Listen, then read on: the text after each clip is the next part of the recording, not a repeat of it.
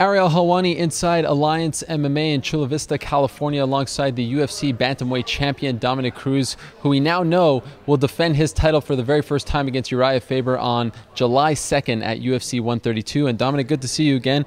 We found out this news. Some people were a little surprised. We thought that, considering the fact that the bantamweights and featherweights would be featured on The Ultimate Fighter, that you would be a coach against Urijah. Were you surprised?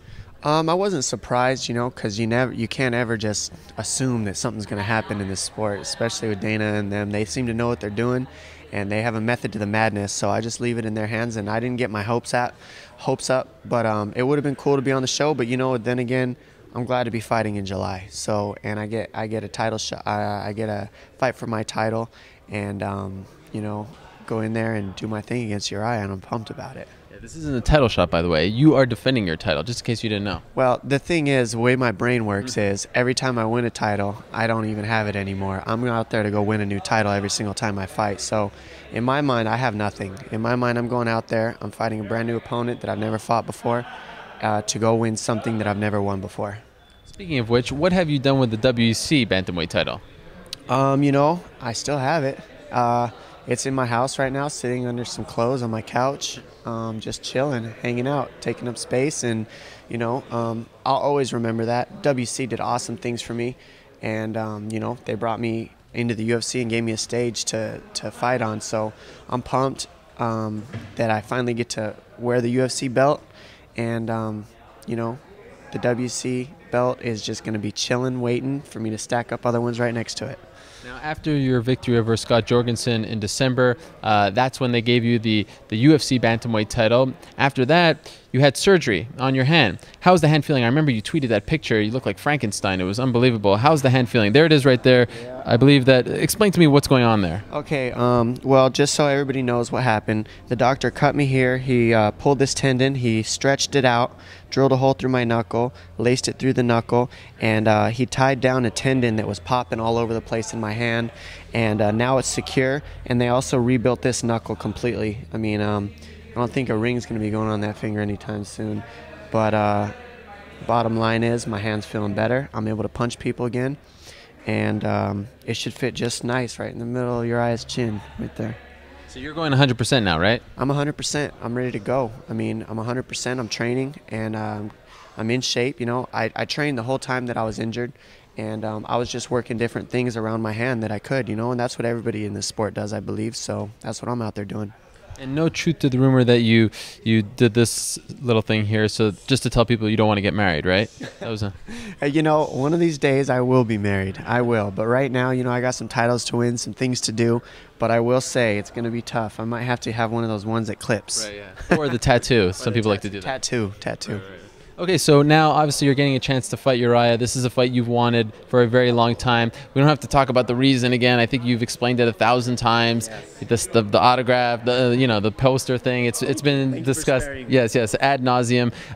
But when you look back at Urijah Faber and the Urijah Faber that defeated you several years ago, now he's fighting at 135. Is he the same fighter in your opinion? Is he better? Is he worse? What do you think? To me, he's improved on his striking since I fought him. His striking's gotten better. But other than that, I mean, it's not a whole lot better. But I feel that, his biggest threats are obviously in the grappling area.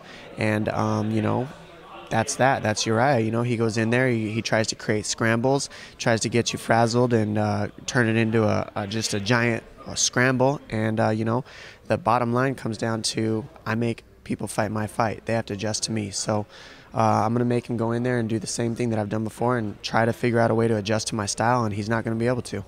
What do you think of his performance against Eddie Wineland? It was a good performance, not a great performance in my opinion. He went out there and, he fought 3 rounds and he fought hard, and Wineland fought well, but I don't think Wineland looked a lot sharper to me in other fights than he did in that specific fight. And, not to take nothing away from Urijah, good win. Ain't going to happen to me though, homie. He talks about how you don't have knockout power, you're not looking for the finish, all that stuff. Does that bug you? It doesn't bug me. Anything that he says, I mean, I choose not to let it offend me. He's gonna hate. He's gonna talk. That's his job. He's fighting me. He's not gonna tell me how great. He's not gonna tell everybody how great I am. You know what I mean? And I wouldn't expect that. All I do is, every single fight, I'm not gonna be breaking records with strikes landed on their feet if I'm not trying to finish a fight. So that just makes 0 sense. You look at the stats alone. I'm harder to hit than anybody in the division. I move my feet the best. I land more punches, and I have the least punches landed on me than anybody in the division. So if he wants to say I'm not finishing fights, that's fine, but there's other areas that I'm killing it. And I'm going to continue to do so, and I'm not going to force the finish. I'm going to let the finish come to me, and I'm going to get it. In your opinion, what's his biggest weakness? Urijah's biggest weakness is probably his own, the way his brain works in saying that I have no chance. That's going to be his biggest weakness in this fight, is because people have overlooked me before and they lost. And I don't overlook anybody. I look at everybody as a threat in their own ways, and I figure out a way to adjust to it. I would have to say, you know, in this fight with me, his biggest weakness is going to be on his feet with me. You think he's looking past you? I think that he believes he beat me once and he can do it again, so he kind of doesn't think I'm anything. And that's what I think he feels about me. And cool, awesome, do it up. But I'm training. I'm going to be as in the best shape I've ever been, and I'm going to be as focused and on point as I've ever been also. And that's, I think, the key to this fight, is just staying on point, staying focused, staying injury-free. Will you even look at that fight, the first fight against him? You know, I don't even look at any tape, to be honest. I haven't for any of my fights. I let my coaches, my training partners watch the tape, emulate the guys that I'm fighting style in the cage with me, and I go in there and do my thing. Because when it comes down to fight time, I've got a game plan that my coach has made for me, and the bottom line is stick to the game plan. I have no other. If I start watching tape, I start seeing things that he does, making up own things in my brain. It doesn't work that way. I go out there, do what I'm told, and I let my body react to the things that I've trained for it to do every day in practice, and there's no thinking involved. Everything's muscle memory. So film, nah, I'm good.